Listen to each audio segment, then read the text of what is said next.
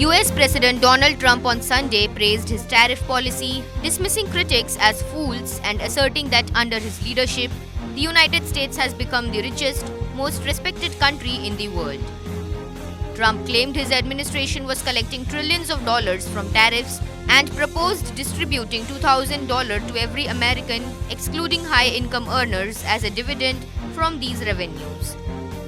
He did not provide details on how or when the payments would be made, but said the funds would reduce the national debt while benefiting citizens directly.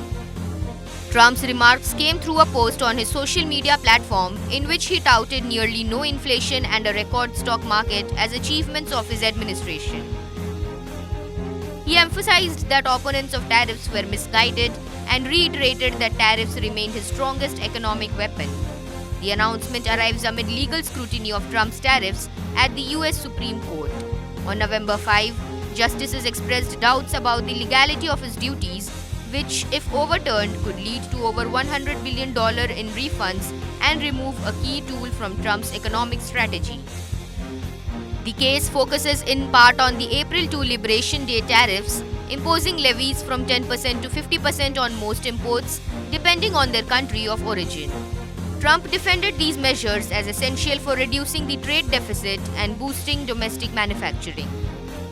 Following the announcement, Treasury Secretary Scott Bessent told the media that he had not discussed the proposed $2,000 payout with Trump, but suggested it could take multiple forms, including tax relief already under consideration, such as eliminating taxes on tips, overtime, and Social Security, or allowing deductions on auto loans.